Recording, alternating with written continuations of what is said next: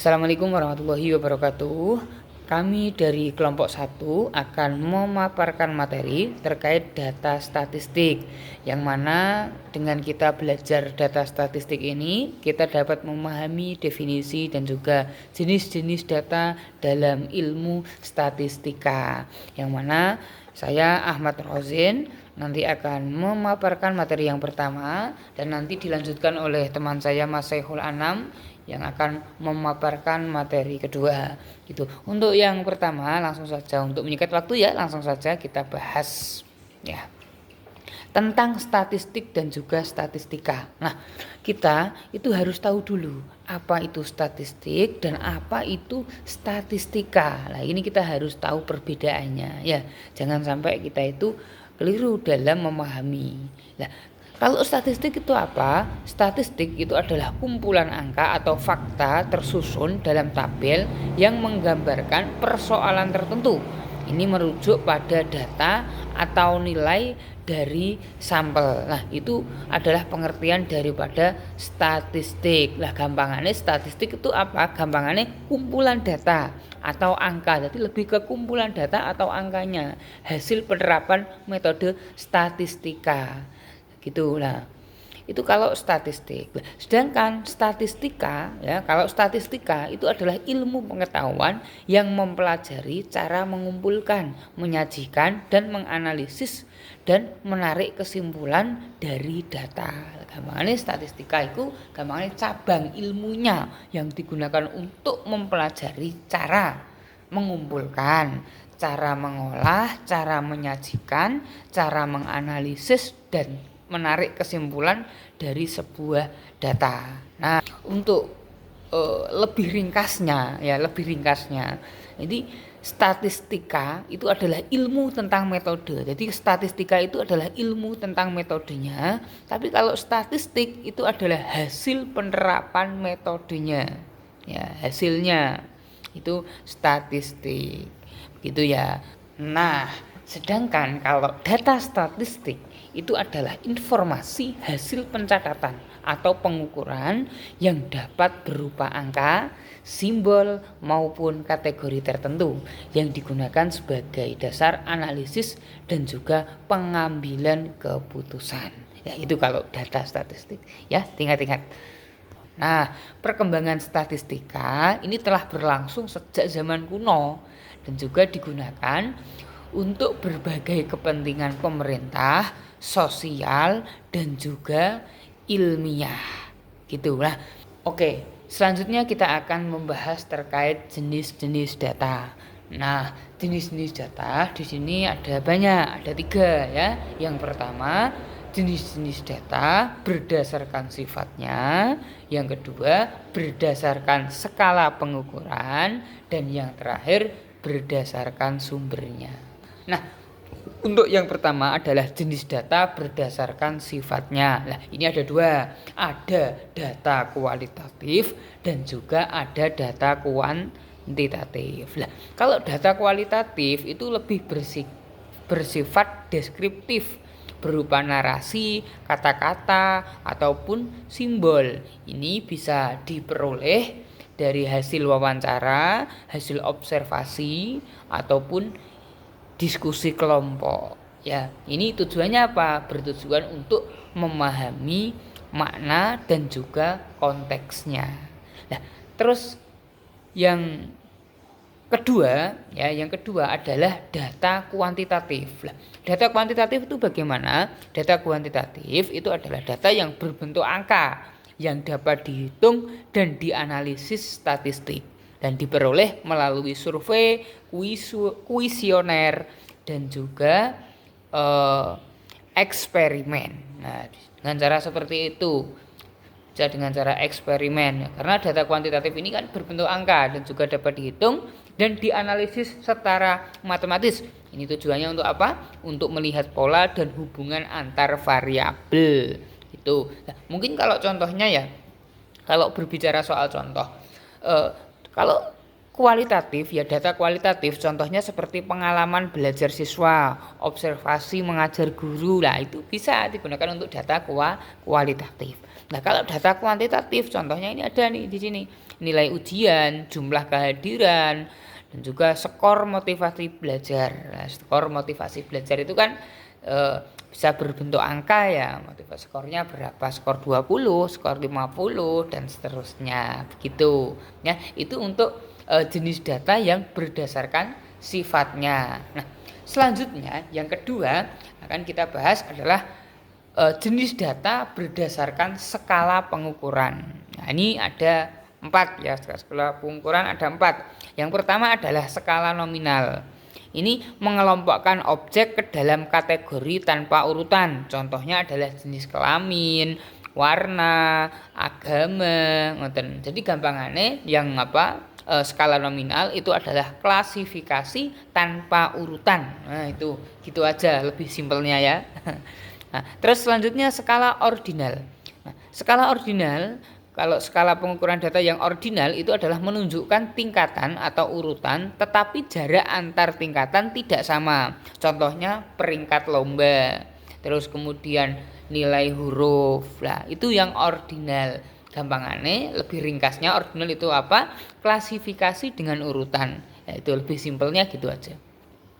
Terus yang ketiga ada skala interval. Nah, skala interval ini memiliki jarak sama antara nilai tetapi tidak ada nol mutlak. Contohnya suhu Celcius. Nah, contohnya seperti halnya suhu Celcius. Nah, seperti itu loh ya. Nah, ini kan gampangannya interval itu memiliki jarak sama tetapi tanpa nol mutlak. Nah, itu intinya. Terus yang keempat ini adalah skala rasio. Ini memiliki semua karakteristik sebelumnya plus nol mutlak. Ini contohnya adalah berat badan, tinggi, dan juga pendapatan. Jadi lebih mudahnya, bahasa lebih simpelnya lagi adalah memiliki jarak sama dan nol mutlak. Nah, itu adalah jenis data yang berdasarkan skala pengukuran ya. Terus yang terakhir jenis data berdasarkan sumbernya, ini yang terakhir ya. Nah, jenis data berdasarkan sumbernya ini ada 2, yakni ada data primer dan juga ada data sekunder ya. Untuk data primer sendiri ini bisa diperoleh langsung dari responden melalui wawancara, observasi, kuesioner. Nah, seperti itu bisa kita memperolehnya dari situ. Nah, terus kemudian untuk data sekunder sendiri, data sekunder, bagaimana cara kita memperoleh data sekunder itu? Nah, caranya bisa diperoleh dari sumber lain, seperti dokumen resmi, laporan, jurnal, itu kan bisa, ataupun sumber lain yang sudah ada, misalnya situs web misalnya, itu juga bisa kok. Nah, itu untuk apa? Sumber data dan teknik pengumpulan data.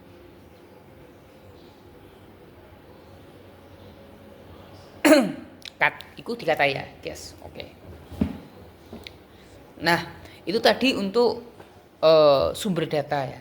Sekarang kita bahas tentang teknik pengumpulan data. Lantas bagaimana teknik pengumpulan datanya? Nah, teknik pengumpulan data itu bisa kita lakukan dengan cara observasi. Dalam artian di sini mengamati secara langsung. Kita langsung datang ke lokasi yang akan kita amati tersebut. Misalnya katakan di sekolah atau di lembaga mana, lembaga A, kita langsung datang ke sana, kita amati, kita observasi di sana, begitu. Terus yang kedua adalah wawancara, tanya jawab langsung. Tanya jawab langsung ini bisa dengan kalau di sekolahan bisa dengan siswanya ataupun bisa dengan gurunya, karena tergantung nanti objek penelitian kita di mana gitu ya. Jadi kondisional gitu.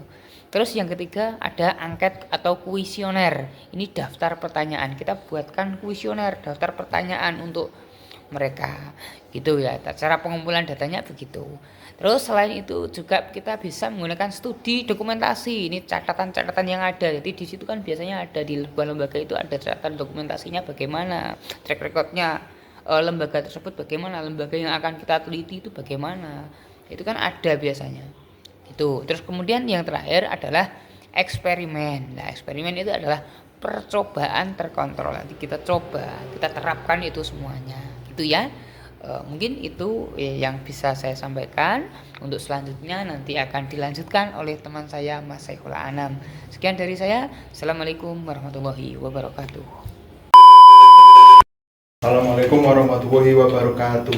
Perkenalkan, nama saya Saiful Anam dari kelas PAI 7I. Saya di sini akan melanjutkan penataran materi dari Mas Fauzin tadi. Nah, kalau Mas Fauzin tadi sudah menjelaskan sedikit terkait ilmu statistik, apa itu statistik dan bagaimana jenis-jenis dan lain sebagainya, maka saya di sini akan menjelaskan terkait bentuk-bentuk dari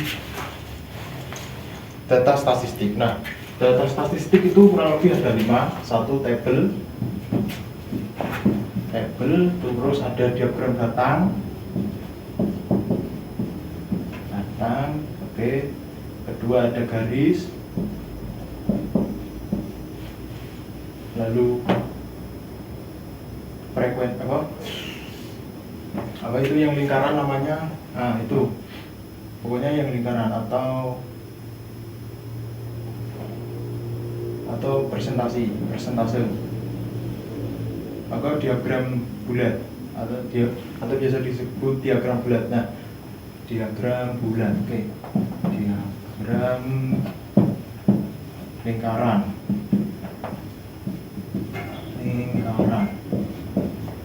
Nah, selanjutnya yang kelima itu ada histogram.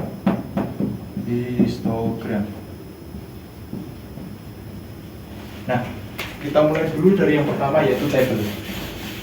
Tabel adalah bentuk sederhana atau yang paling sederhana dari bentuk pengelolaan data, pengumpulan data. Nah, tabel ini biasanya cuma berisi bentuk sederhananya itu cuma ada 2, yaitu kriteria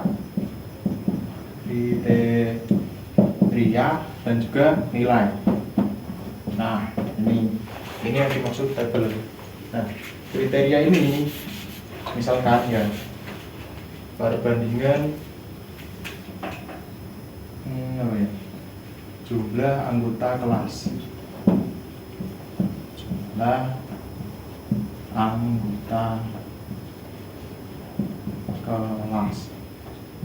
Nah, di sini dibagi, ada laki-laki dan perempuan. Laki-lakinya ini misal ada di kelas 1 ada, saya bagi kelas 1 dan kelas 6. Di kelas 1 ini kelas laki-lakinya ada 20. Di kelas 2 laki-lakinya ada 14. Di kelas 3 ada 13. Di kelas 4 ada 15. Di kelas 5 ada 10. Nah, untuk perempuannya di kelas 1 ada 10. Di kelas 2 ada 16. Di kelas 3 ada 17. Di kelas 4 ada 15. Dan di kelas 5 ada 20. Nah, ini bentuk paling sederhana dari tabel. Ada kriteria dan juga ada nilai. Di kriteria, nilai. Nah, lanjut kita masuk ke diagram batang. Saya hapus dulu, nggak usah dihapus, yang di sini saja ya. Oke, untuk diagram batang sendiri kita buat dari garis-garis dari data-data ini. Kalau kita buat dari tahun ini. Ini kita tulis tahunnya di bawahnya. Jadi ini tahun 2000, angkatan tahun 2025, 2024, 2023, angkatan 2022 dan angkatan 2021. Nah, untuk membuat diagram batang terlebih dahulu kita buat garis X dan Y seperti ini. Nah, diagram batang sendiri untuk menentukan persentase perbandingan. Nah, jadi di sini kita buat tahunnya. Tahun 2025, 24, 23, 22 dan 21. Di sini kita tulis mulai dari poin terbawah sampai poin paling banyak.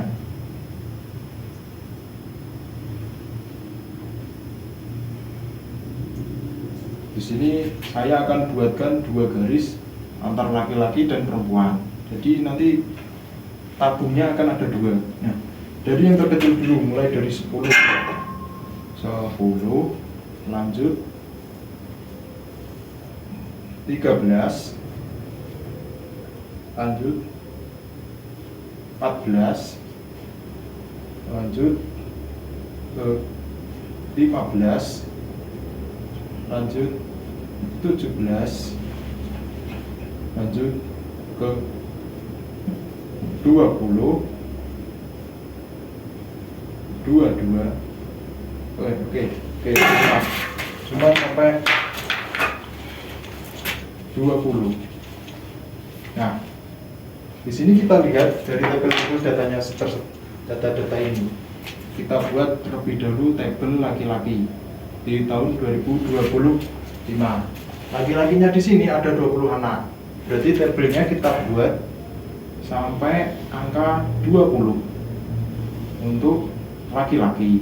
Kita kasih gambaran begini. Nah, untuk perempuannya cuma ada 10. Berarti kita tulis cukup sampai 10 saja di sini. Nah, 10-nya di sini. Nah, di sini 10 perempuan. Oke, ini kalau yang tabel gambar. Oke, kita lanjutkan ke berikutnya. Di 2024 laki-lakinya ada 14. Kita buat gambarnya segini, LK kasih tanda. Terus perempuannya ada 16 di sini ya, di tengah-tengah 15 dan 16. Berarti kita buat tanda segini kurang lebih perempuan. Nah, lanjut tahun 2023 di 13, laki-lakinya 13, perempuannya ada 17. Oke, laki-laki 13 segini, agak tinggi dari 10. Ini LK. Untuk perempuannya ada 17, berarti kurang lebih segini. Nah, kita buat garis ER kasih tanda. Lanjut tahun 22, laki-laki 15, perempuan 15, seperti segini seimbangnya. Kalau kita buat ini terus bagi, kasih tanda LK PR. Nah, untuk tahun 2021 laki-lakinya 10, perempuannya 20. Jadi laki-laki 10 kita buat tanda segini. Ini LK, perempuan 20, kita buat tanda PR. Nah, ini bentuk dari diagram batang. Jadi untuk melihat perbandingan, ini laki-laki di tahun 2025 mendapatkan jumlah segini, perempuan tahun di 2025 dapat segini, begitu juga ke tahun-tahun selanjutnya. Oke, paham ya? Mohon maaf kalau tulisan saya atau gambaran saya agak buruk. Lanjut ke yang selanjutnya apa tadi? Oke, betul, diagram garis. Nah, diagram garis ini simpel, cuman gini, terus gini, terus kita tulis tadi ini perbandingannya. Jadi kita gunakan data yang laki-laki saja ya, yang perempuan nggak usah. Oke,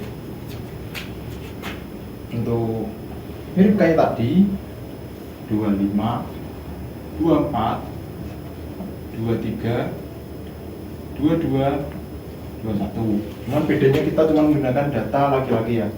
Jadi kita mulai kecil 10, 13,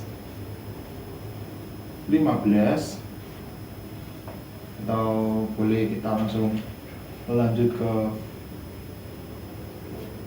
17, terus 20. Nah, kita buatkan garis-garisnya seperti titik-titik atau apa, garis-garis saja. Jadi laki-laki di tahun 2025 itu ada 20 orang. Nah, kita buat garis seperti ini. Nah, terus lanjut di tahun 2024 ada 14 siswa Sebentar, saya kasih tanda ini. Jadi dengarnya apa? Tandanya ini ya yang buat patokan. Nah, 14 di sekitar sini, tengah-tengah 15 dan 13 sekitar sini. Lanjut di tahun 2023 berarti 13 orang di sini garisnya. Terus lanjut ke 2022 ada 15 orang laki-laki, kita taruh sini. Nah, di 2021 ada 10 orang, jadi kita taruh di bawah sini. Nah, yang disebut garisnya itu ini, kita sambungan dari 1, 1, 1, 1. Nah, ini yang disebut dengan diagram garis. Biasanya digunakan untuk menggambarkan traffic dari tahun ke tahun. Oke, paham ya semuanya? Paham, itulah. Kita lanjut ke diagram lingkaran. Seperti mana? Contoh, saya ambil laki-laki dan perempuan di tahun 2025. Nah, jadi lingkaran itu kan begini ya, lingkar bulan. Nah, ini yang dinamakan 100% lingkaran. Kalau nanti terbagi-bagi, ini 50%, ini 50%.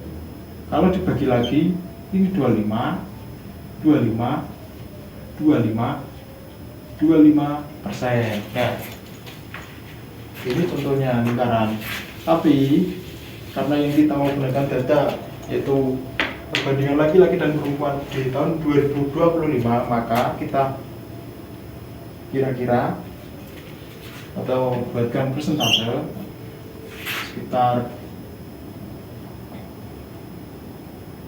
perbandingannya tadi ini kan 10 banding 20. Nah, 20% itu kira-kira seberapanya 10%. Misal kalau kita buat garis itu kurang lebih seperti ini. Nah, ini 20%, ini 10%. Ini yang dinamakan diagram lingkaran. Paham ya? Oke, kita lanjut ke histogram. Untuk histogram ini oke, gak apa-apa, kita buat data yang ini saja. Nah,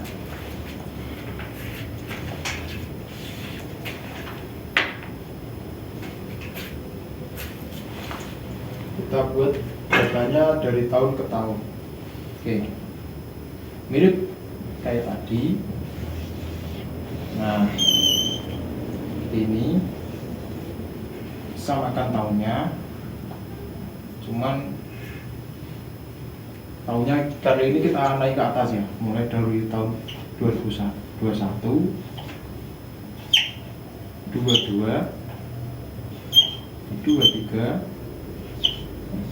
24, dan 25. Nah, kita mulai dari yang terkecil dulu, 10. Kita kasihkan di sini. Keliru. Sebentar, keliru ya. Jadi kebalik. Di sini 21. Di sini mulai tahun 2021, 2022, 2023, 2024, dan 2025.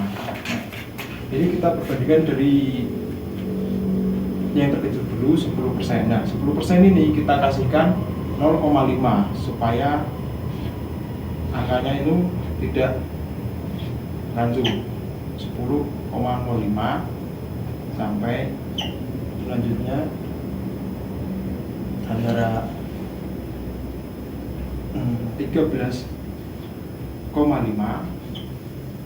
lanjut 15,5 lanjut 17,5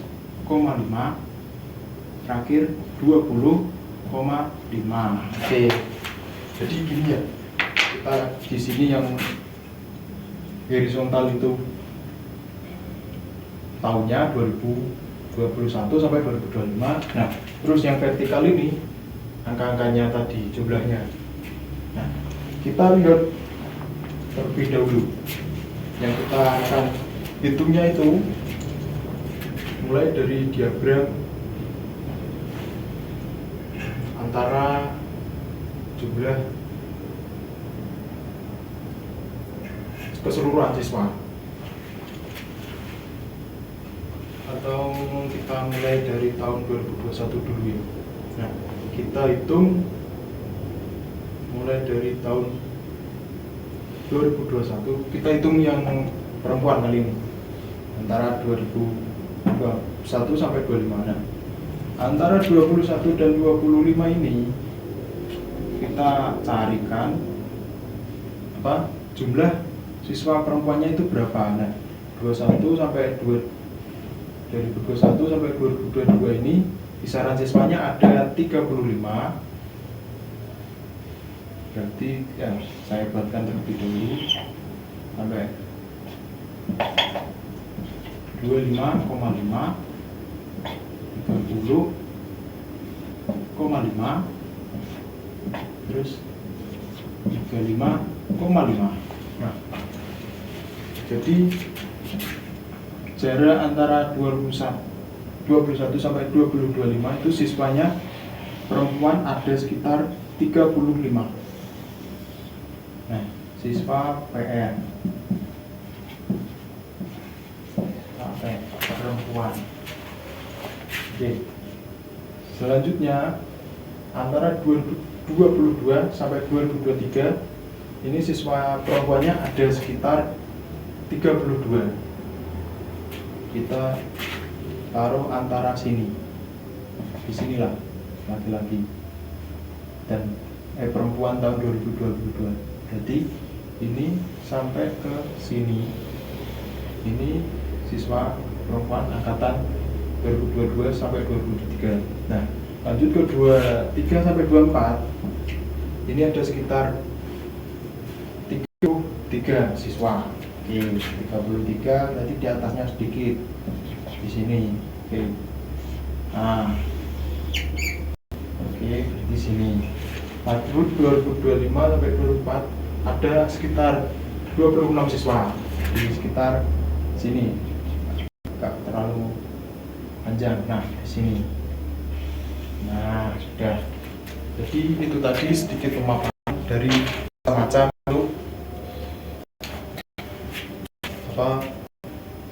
bentuk pengelola penyajian data. Nah, kurang lebihnya mohon maaf. Dari saya cukup sekian.